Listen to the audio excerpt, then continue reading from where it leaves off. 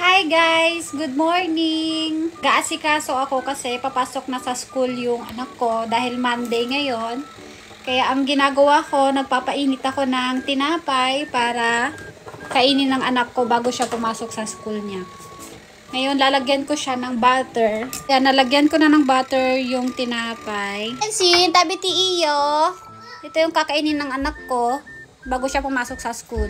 Tapos, sunod ko namang gagawin ay ilalagay ko sa bag niya yung mga gagamitin niya sa school niya like apron. Tapos, yung isusuot niya, yung lagayan ng sapatos ng anak ko. Ayan, so ganito yung ginagawa ko everyday dito sa sa bahay namin kapag papasok yung anak ko. Tapos, kailangan din ng towel. Pati yung putong or yung bed ng anak ko sa school niya. Kasi kailangan to dun sa school.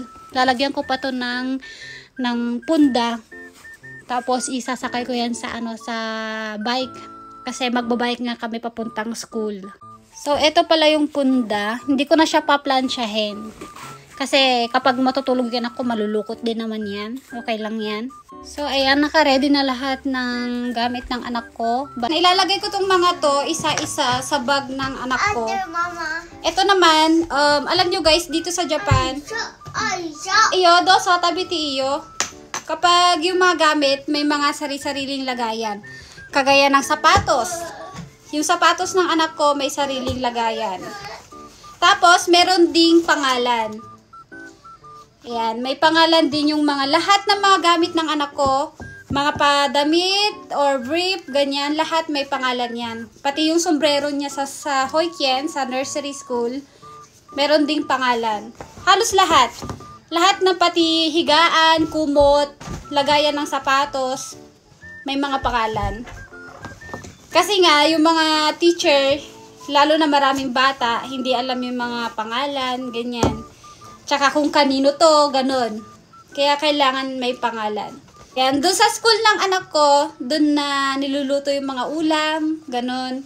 Yung kanin na lang yung binabaon ng anak ko.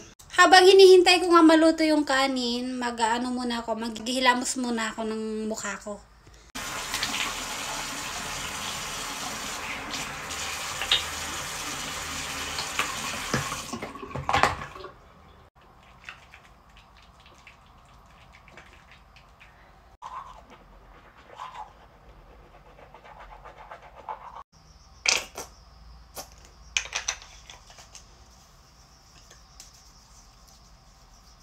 Ayan, luto na yung kanin.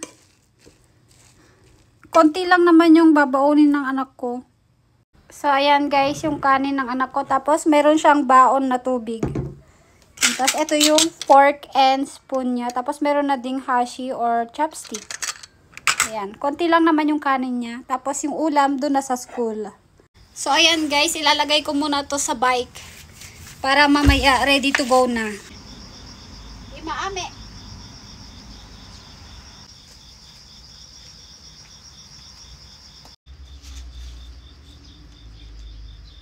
Pasok ka na sa school, ha? Bye-bye. Bye-bye. Agad-agad. Ayan, papasok na kami sa school. Bye-bye, wa. Ayan, tignan nyo guys, oh. Naka-backpack ako. Tapos, ito yung putong. So, ayan, magbabike kami ni Kenshin papuntang school. Tara na. Let's go na.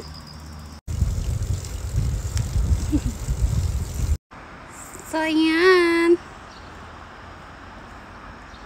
Medyo makulimlim ngayon. Medyo umuulan ng konti. So, ayan guys. Nandito kami sa school. Nakarating na kami. Ayan. Oh, sige. Takbo pa. Dali na. Hinihintay ka na ni teacher. Hayo ko. Hayo ko. Hayo ko. Ayaw pumasok. Halika na.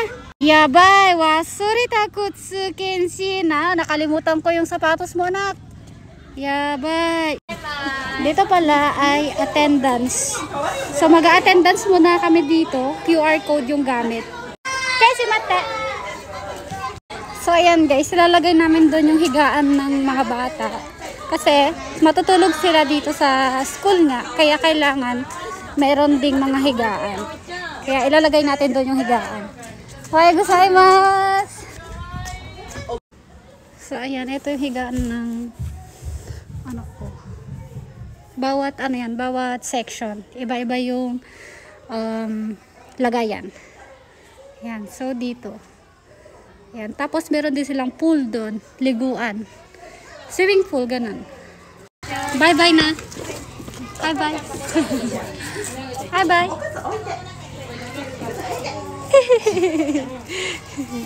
Kejin, bye-bye. Malungkot yung mukha. Bye-bye, Kejin. Diyan eh, Mama Kairia. Guys, pauwi na ako. Thank you for watching. Bye-bye.